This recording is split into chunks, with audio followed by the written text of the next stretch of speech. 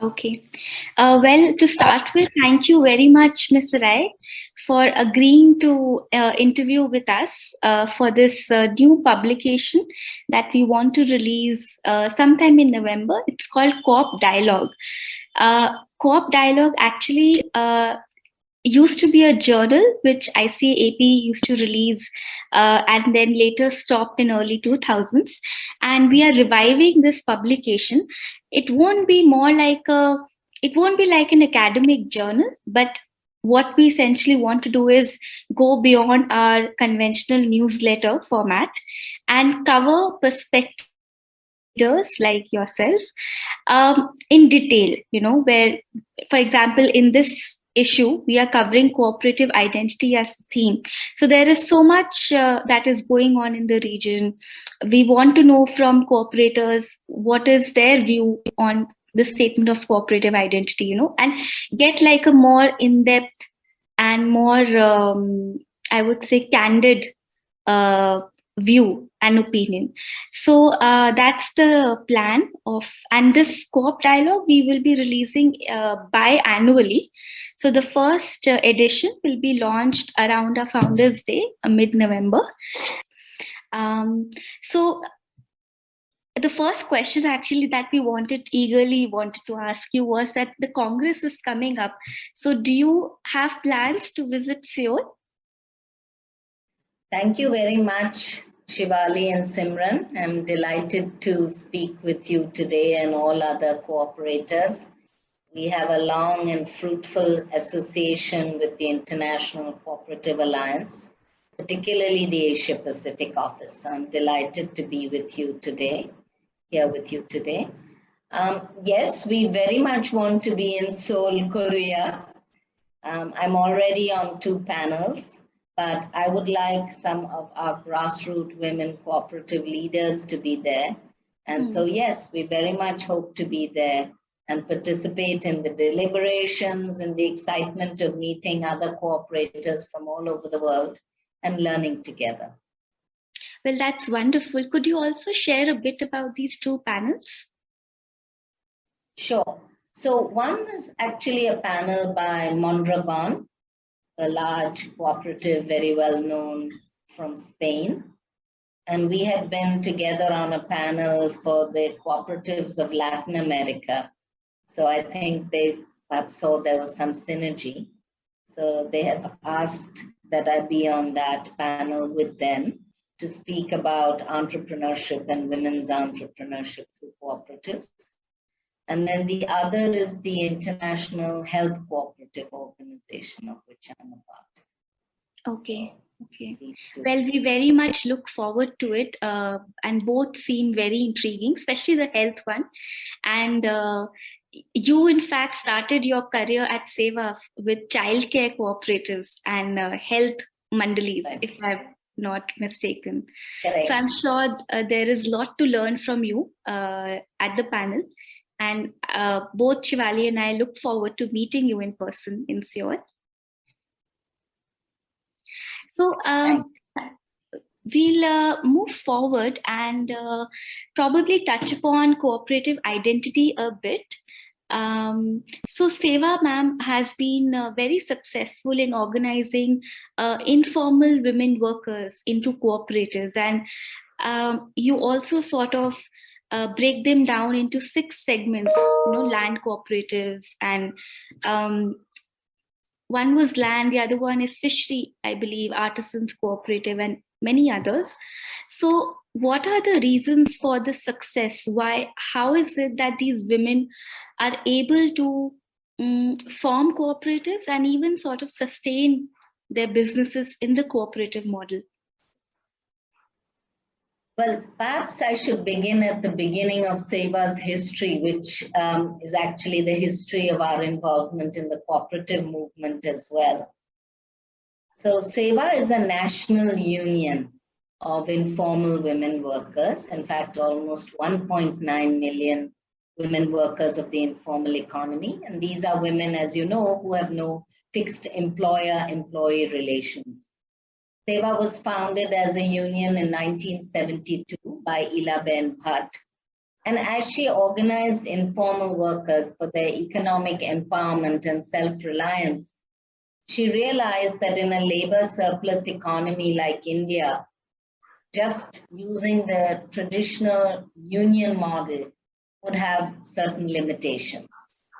And this came directly out of our experience. Let me explain. As we organized ready-made garment workers for minimum wages, the contractors and the merchants who gave these women work stopped giving them work. And they actually targeted and victimized the women leaders of the minimum wage struggle. And it was during that struggle, the union struggle, that some of the women garment workers said, look, we know how to sew. We don't know where to get raw material from, and we need some help with marketing. But once these are organized, we can work for ourselves.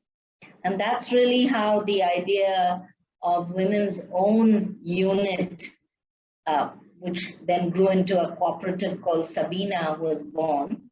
And accidentally, we found this was a very good strategy for organizing informal workers, because on the one hand, they were getting regular work and income, and at rates which were much higher than what the contractors and merchants were giving them. And on the other hand, because more and more women were drawn to the Sabina cooperative, the merchants and contractors, perforce, had to increase the wage level of the women. So from then, we understood that if you want to organize informal workers for their economic empowerment and self-reliance, then the joint strategy or the twin strategy of organizing through union and cooperatives is critical. So that was sort of a discovery in the course of our work. And then Ilaben Bhatt, our founder, spent quite a lot of time at the Histrodut Institute in Israel. And she often recalls that she saw firsthand that in those days, in the 60s and early 70s, the entire Israeli economy was based on cooperation and cooperatives, not just the kibbutzim. But even, she said, the El Al, national airline, was organized as a cooperative. So that was very inspiring. And I think ever since, this joint action of union and cooperatives has been the way we have been organizing informal workers. And as you might know, now we have promoted about 150 women-owned, women-run, women-used cooperatives. And in some states where it's not so easy to register a cooperative, other forms of collectives, but always based on cooperative principles. Because what we found is that union and cooperative are a natural fit. Both are workers' organizations, both are democratic organizations, both have free and fair elections, where from the rank and file membership, people can come up to the executive committee and be on the board of directors. So really, they fit very well together. So that's really how our journey with cooperatives began in the early 70s. And I should add actually that our very first service cooperative was a financial cooperative, SEWA Bank, which was the first women's cooperative bank in the world, founded in 1974. So actually through the experience of SEWA Bank, we got a lot of insights on cooperation, how to work in cooperatives, how to keep an agenda, minutes, run board meetings, and so on. And those early learnings came in very handy when we organized Sabina, which was our first producers cooperative of garment workers, as I mentioned. That's a very, and you mentioned about self-reliance and some of the cooperative principles such as democratic member control and management of cooperatives. So given that Gujarat, essentially SEWA is based in Gujarat, and I'm guessing Sabina also is from Gujarat. So given the diversity of demography in Gujarat, how did principles like voluntary or open membership and membership to all, how did you integrate those principles in operation? And a related question is that what does SEWA Federation do to sort of train and make members internalize these principles and values? Thanks a lot. Well, first of all, I think the first question, if you could just repeat that first question, that would be good, because I got a bit lost. Right. The first question is, given that Gujarat is a very diverse state, so how... Yes. Yeah, thank you for that prompter. So don't forget, the birth of our cooperatives happened through the union. And I think that's a very important part of the answer, because a trade union organizes informal women workers on the basis of work. So whether you are from X or Y community, or this or that geography, or this or that linguistic group really isn't emphasized, or even social identity like caste and even class. But what is emphasized is inclusion. We are all workers. We are all contributing actively to the nation's economy. We are economic actors. And it is that identity for us at SEWA which is paramount. Having said that, if you are organizing among poor women, who are the poor in this country? Obviously, for the most part, they are from the most vulnerable communities and castes like Dalit and Adivasi and other working class castes. So there was a natural sort of progression towards, or if you will, a natural propensity towards inclusion and inclusivity. And of course, we also proactively take care that no one is left behind, that we truly reach the poorest and the most vulnerable and the weakest of women. So when these cooperatives were born out of the union, quite naturally and organically, the membership were also drawn from the most deprived and disadvantaged communities. Let me give you an example to illustrate. A large number of our members in the urban areas, Ahmedabad and other cities, are waste recyclers. Most of these women trudge for hours at dawn collecting recyclables from the street and also contributing to cleaning up our cities, to environmental sustainability, and towards climate change. Now, most of these women, almost entirely, are from the Dalit community and are routinely discriminated against and deprived, unfortunately, even today in our society. So from the union, first of all, we organized them into our union so that they would have the backup support if they were harassed by various people as they walk the streets of Ahmedabad. Second thing, what we did is we organized them into a couple of cooperatives. One of these is a cleaning cooperative, which provides its services to institutions like banks, like the Institute of Management, which happily is located in Ahmedabad. So from going through the garbage and recyclables, of course, all work is important, but they had a new type of work with a more respectable status, which is cleaning in these big institutions. We also organized another cooperative of these women, most of them waste recyclers at one point or another, and they are now home care providers. They take care of the sick, the elderly, and we provide the training and so on. And the third example I have is of our stationery cooperative. These women were picking paper from the streets. Now they collect waste paper and then they convert these into beautiful notebooks and files and so on. So they got new livelihood with dignity. So this is where we made sure that the inclusivity and inclusion happens. But as I said, it happened quite organically. We didn't have to work too hard because our union has people, has women from all these communities. That's right. So in modern times, in post-COVID scenario, do you anticipate more unionization of women workers? I think COVID has been a game changer, to use even a mild term. It's been a milestone in perhaps in human history, would be fair to say. And not only did it cause so much devastation to our members and their livelihoods, plus the public health crisis, first of all, and the care crisis. They had to take care of children, elderly, and so on at home without any support. So 3 crises rolled into one: public health, livelihood, and humanitarian crisis. But I also think it was an opportunity, because what we saw was that the cooperative stepped. Studies showed that wherever there were cooperatives, women said, 71% of the women said, we managed to stay afloat and survive because of our cooperative. So the cooperatives stepped up. How did they step up? First and foremost, providing emergency relief, because that was the need of the hour.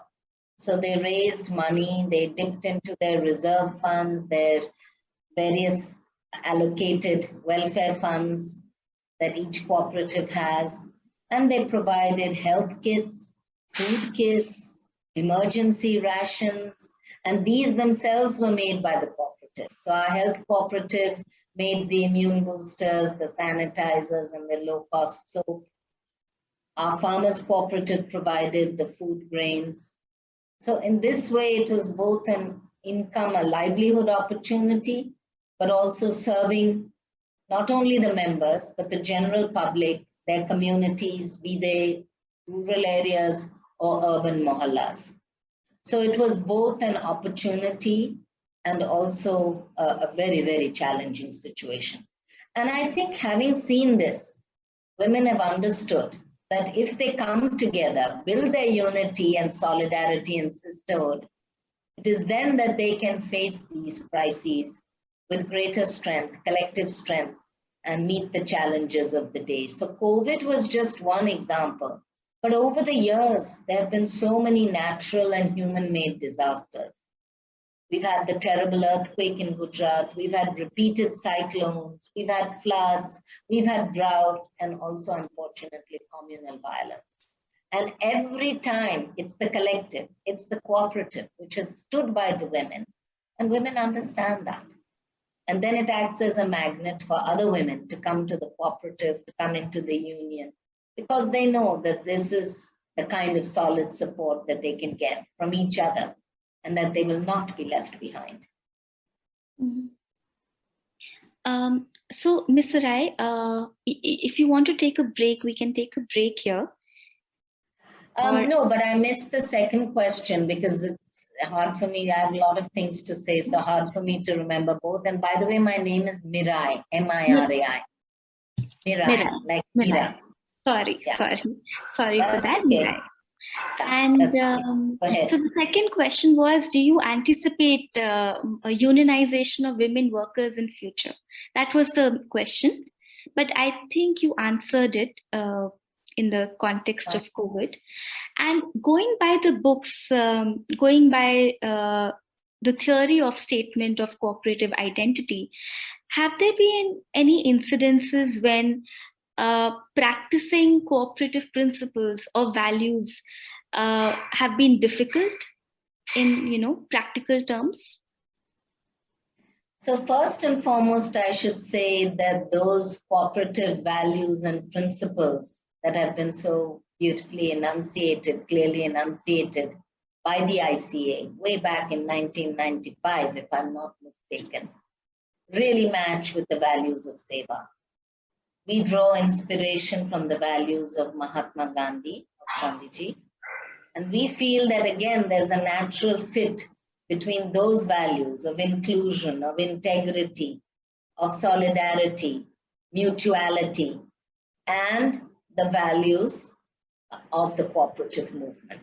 So there's a natural fit there as well, we feel.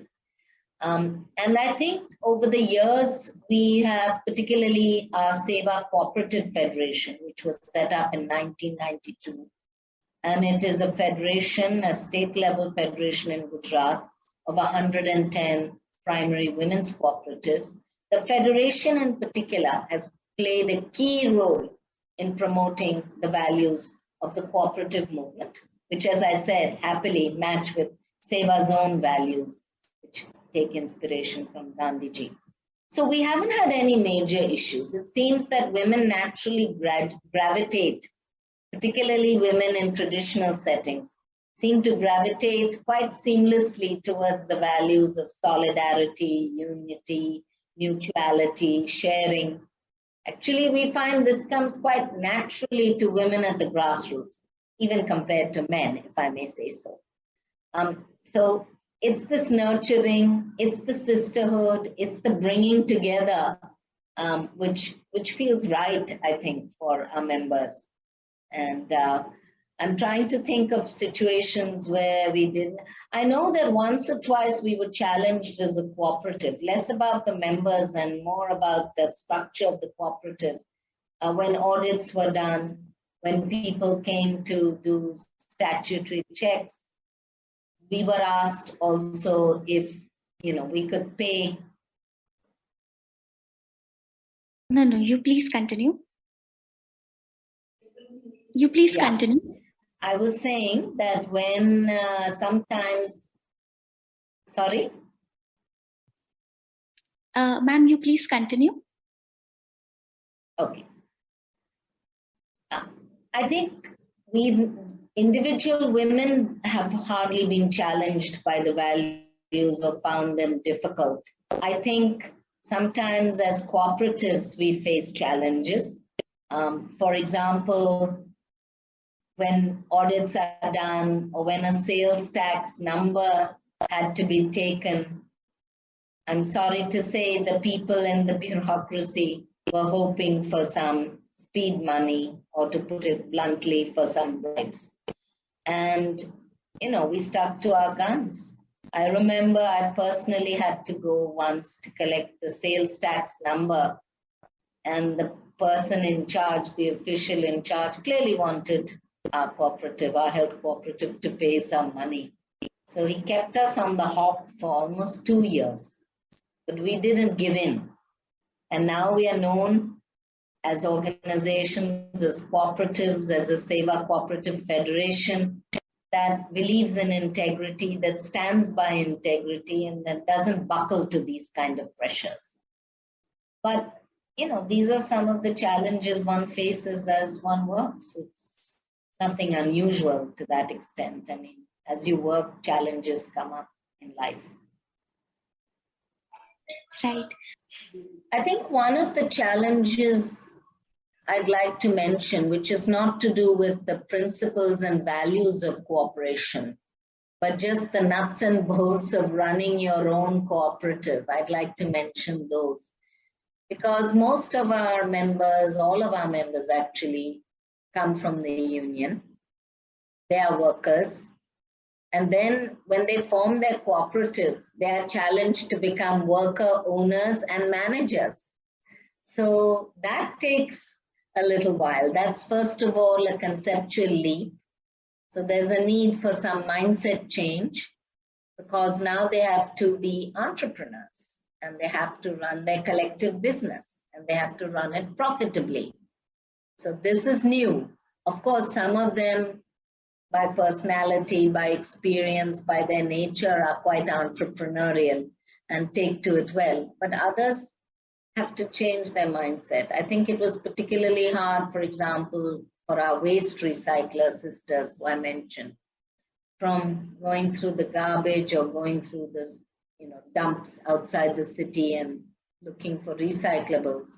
Now you have to be trained to prepare stationery items or to take care of an elderly person. So it needs sustained capacity building, technical training, skilling, and frankly, a lot of patience, so that women at their own speed change their mindset, develop their skills, and they do. And they get excited when they start handling money. Once that happens, then there's no looking back.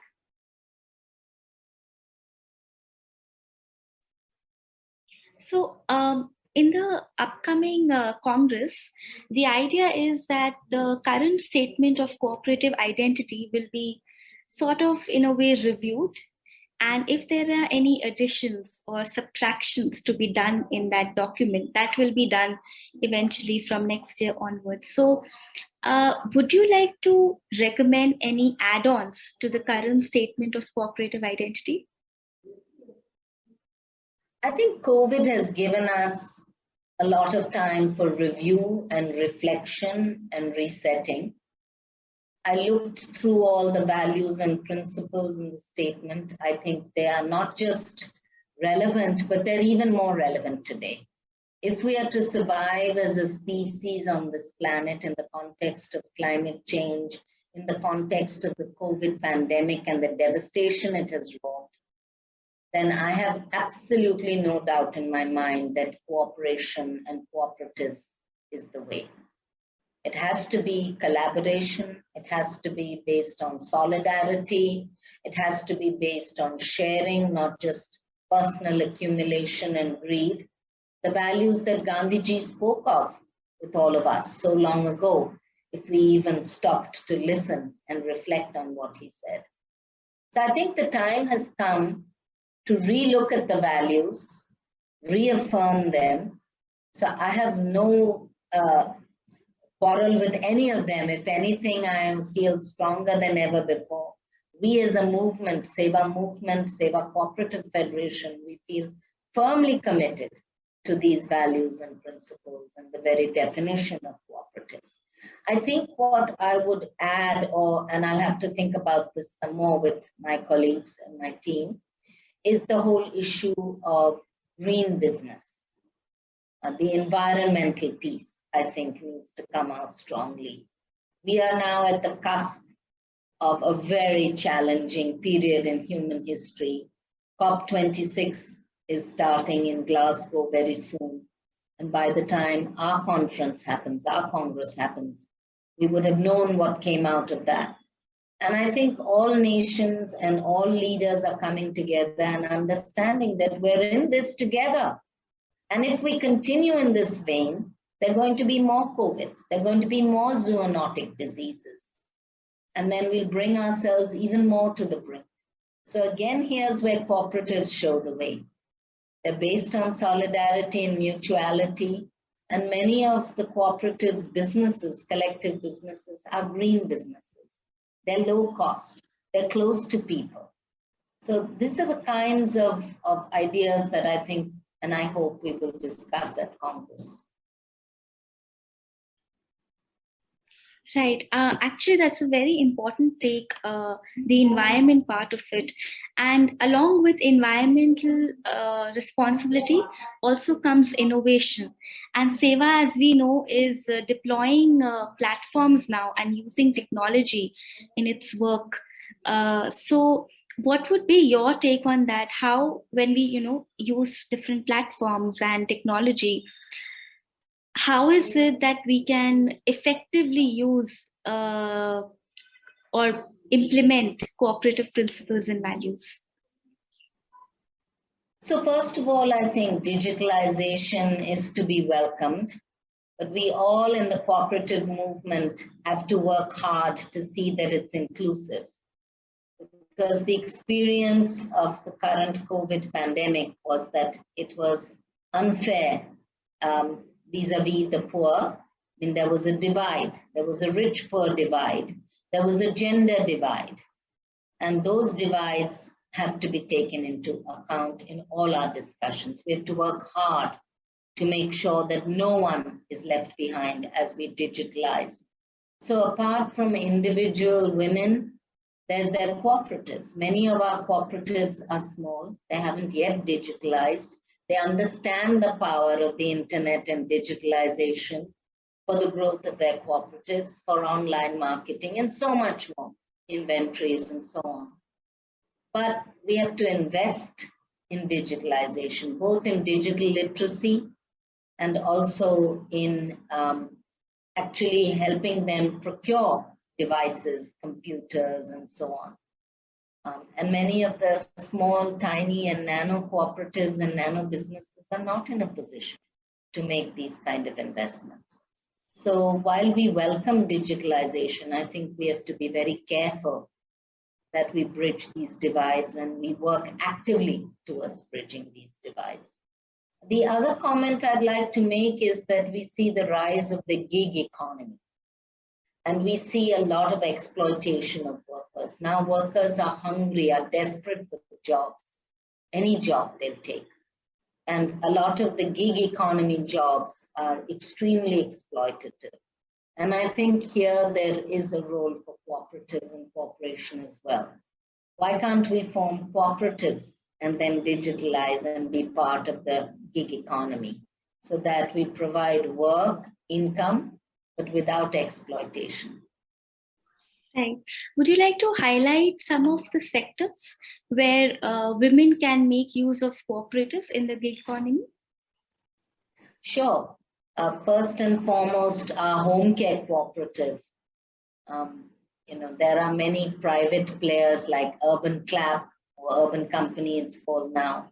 But why not these cooperatives have their own platforms, whether it's the cleaning cooperative, whether it's the home care cooperative, whether it's our catering and snacks cooperative, our childcare cooperative can extend babysitting services, perhaps through an app and so on. So there are lots of possibilities. Also for our farmers cooperatives, they can put their products online and get the best prices. So there's a lot that we can do, but as I said, we have to invest in digital literacy, particularly of informal women workers, and then on actually setting up the infrastructure. And also helping them use social media. The young are particularly excited about social media, but I think everyone has to get comfortable with social media and realize the power of it to help their cooperatives grow and prosper. Like you rightly mentioned, that COVID-19 has sort of brought to light the divide between rich and poor. And in India, unfortunately, we saw how the migrant laborers, the informal workers were really badly affected, and they were literally left in lurch, when the lockdown was imposed. So, however, post that, the government also came up with some packages and support systems, relief packages to support the migrant workers as well as informal workers. So, in your experience, how have those relief mechanisms supported you in your work, or if it has at all? I think most of the relief measures were aimed at individual workers and less at cooperatives, less the workers' own organizations. So we have seen that our members, cooperative members, shareholders, have got the free food grains in many places. In some places, they have not. Then there were loans for street vendors who are individual entrepreneurs. So there were many of our street vendor members who did access those. In some states like Delhi, the Construction Workers Board also offered like a cash benefit. So they were aimed at individual workers. But what we've seen is that it's very hard generally for individual informal workers, particularly women, to access these measures unless there is their own cooperative or their own union there to help them navigate the systems, to first of all find out what is available for them, get the information, understand that, then actually either online or offline sign up for those measures and benefits and services. So this is not a new thing. Over decades of working with informal women workers in unions and cooperatives, we've seen that if they don't have their own union or collective or cooperative, and particularly if they're in remote rural villages, it's very hard for them to access any of these measures. So yes, these measures and services were accessed by quite a number of our members, both in the cooperatives and in the union. But there were also surprisingly quite a lot of members who were not able to obtain these measures and benefits. And that's where the cooperative and the union comes in. Are there any particular examples of certain measures which members could not avail? Yes, in the first wave, the Honorable Prime Minister had announced cash benefits to all those women with Jan Dhan accounts. Well, it turned out that many women's Jan Dhan accounts were frozen because they hadn't been using them. Women in many places did get the monies in 3 tranches, but in some places, either because they didn't know that this was available to them, or their account was frozen, or they went to the bank and the bank manager said, now come tomorrow or day after, or they didn't have the time or money to spend on transport to go to the bank. I mean, there are multiple reasons why these don't reach. It's not only from the supply side, but it's also from the side of the women whose lives are so full of challenges. If you don't even know how you're going to feed your child, are you ready to spend the whole day standing in a line outside a bank? I don't think so. You'll first prioritize whatever little work and income you can get. Right. So there were literally practical challenges there. That's right. Right. And with the new ministry that has now come up, been formed by the central government, if you were to suggest any policy recommendations, what would that be? So this is a very good question, because tomorrow we're having a national webinar on this very subject. So my colleagues and I have been working on this. We have submitted, by the way, our written recommendations to the National Cooperative Union of India, which will then forward them to the Ministry of Cooperation. But let me give you a taste of what we are recommending. First and foremost, ensure and protect the autonomy and independence of cooperatives and independent decision-making by cooperatives. This is very important. Long before the ministry was formed, we have several examples where our women-led cooperatives have struggled with cooperative departments, with political forces and others who actually are an impediment to their independent functioning, independent decision-making and autonomy. So first and foremost, as promised by the 97th Amendment of the Indian Constitution, the autonomy should be preserved and protected. Second, we need a whole slew of changes. So we hope the Ministry of Cooperation will facilitate and enable institutional changes that will lead to the growth and strengthening of cooperatives. For example, setting up an enterprise support system. In the SEWA Cooperative Federation, we have set up one such enterprise support system, which we call ESS for short, which does a lot of hand-holding, supporting, servicing of cooperatives so that they can grow and flourish. So these kind of support systems, this is just one example, are required if cooperatives are to grow and be the engines of growth, as has been envisaged by the Honorable Minister. The Honorable Minister clearly said that cooperatives will be a critical part of rebuilding back together. But to do that, at the micro level, a whole slew of measures have to be in place. And first and foremost, you have to provide financial services to cooperatives, invest in cooperatives. We have to believe in the strength of cooperatives and invest in them. And the capital should be patient. After 1 year, don't expect miracles. It's going to take a while to rebuild and reboot our businesses. Very importantly, and especially from SEWA's and SEWA Cooperative Federation's point of view, it's very important to promote women's cooperatives. We believe that women, if we work towards women's economic empowerment, the whole family prospers, the community prospers. We've seen it again and again in country after country, and India is no exception. We hardly have 3%, if that, of women cooperatives in India as part of the Indian cooperative movement. And that's just not tenable anymore. We know that women are a major part of rebuilding post-COVID and even during COVID. They have provided incredible service. Where men were not ready to step out of their homes, these women, cooperators, frontline workers, they challenged their own families and went out and served others. and did all they could. So surely they should be in the forefront of rebuilding and rejuvenating our economy. So promoting women's cooperatives through a whole slew of measures, including tax waivers, income tax, GST up to a certain level of turnover. These are the kinds of things that will give a fillip or a boost to women's cooperatives and cooperatives in general.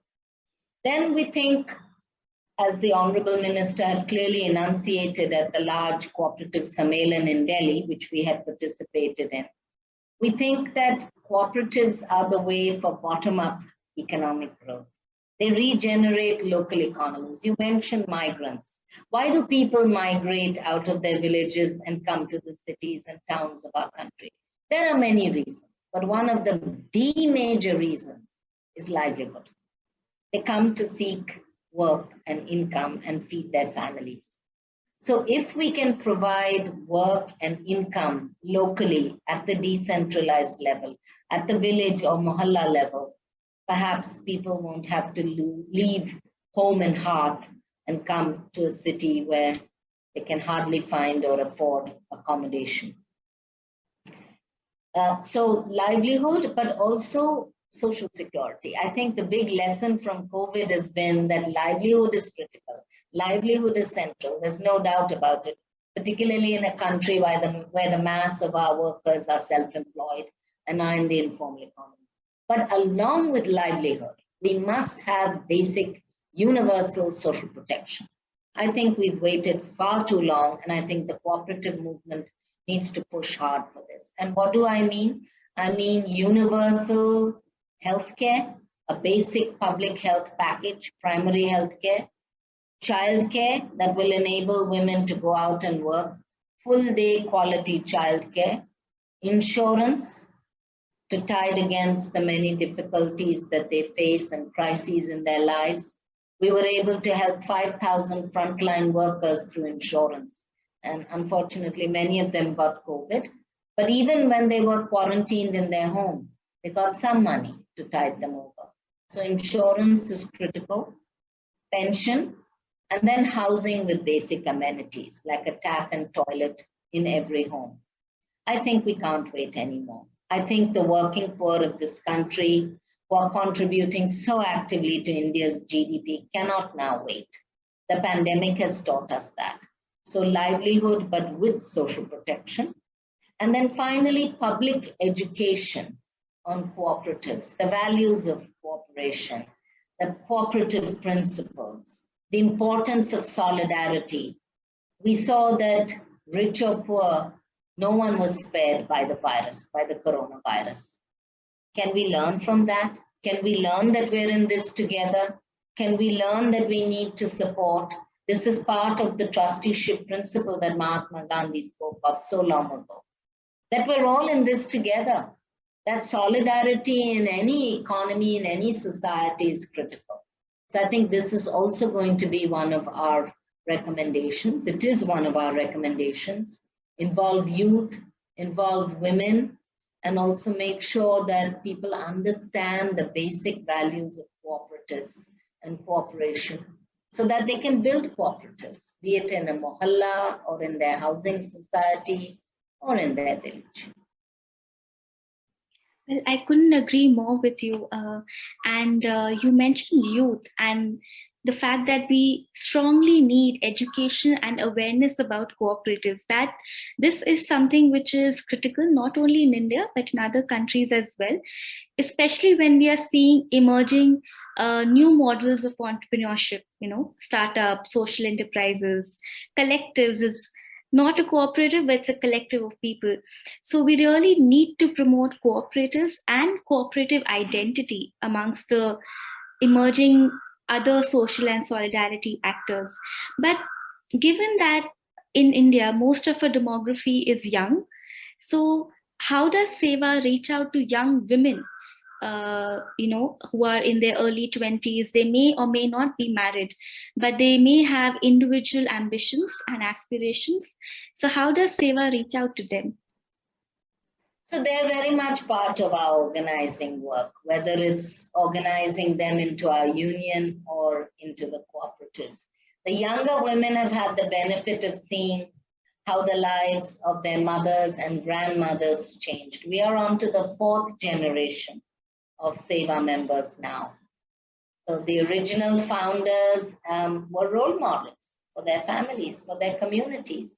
The way they blossomed and bloomed as leaders. So actually, it's not that hard for us to reach out to the young people and youth. Of course, we are proactively also doing this in SEWA and the Federation because we feel the movement of the union and of the cooperative of which we are a part must continue and must move forward into successive generations. And also because, as I said, in our values, we believe that cooperation, solidarity, unity, this model of working together to change society, to change patriarchal norms which discriminate against women, we have lived through how the changes have happened by women. And I think the younger women in these families, workers' families, have also witnessed this. So we see a lot of energy, new ideas also for new avenues of livelihood. It's not necessary for a street vendor's daughter to be a street vendor's daughter. She can if she wants. She should have every choice. But she should also have every opportunity. If she wants to be a computer operator, if she wants to be a filmmaker, lawyer, health worker, doctor, whatever she dreams of, that should be possible too. So we are proactively reaching out to young people, giving them exposure to different walks of life, different possible careers, supporting them in that journey, forming mandals in rural areas and in urban mohallas where the young women come together, share their ideas. If one of them is being pulled out of school to be married, then her mandal goes and meets the parents. And we've had several wonderful examples where these young women have come together and have pleaded with the parents of a young girl and have also successfully managed to postpone the marriage and have her at least finish school. So there's lots of energy and excitement when one works with young people, but I think they're very much interested in coming together. They do understand their future is if we build back together. And individually, it's very hard, even for educated, working class young women to, find a job and find their feet.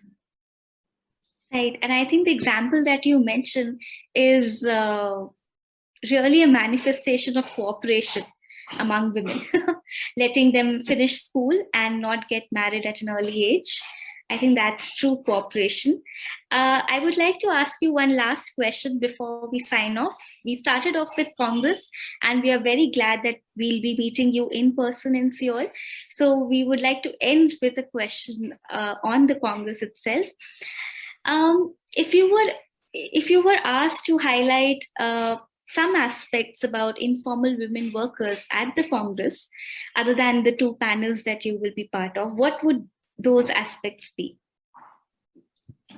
I think I would like to emphasize the importance of the labor movement, the union movement, global and national, and the global and national cooperative movement working much more in alignment together for the economic empowerment of informal women workers and for their self-reliance.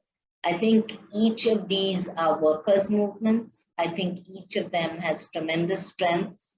And if they're synergized, if they work more collaboratively and closely together, even though they're different in many ways, there's still a lot that can be done together for self-reliance and economic empowerment. So I think one of my messages in the Congress would be, how can those of us who are one foot in both movements work together to bring these two important streams of civil society together, so that together we can move forward in the same direction of empowerment and self-reliance. All right.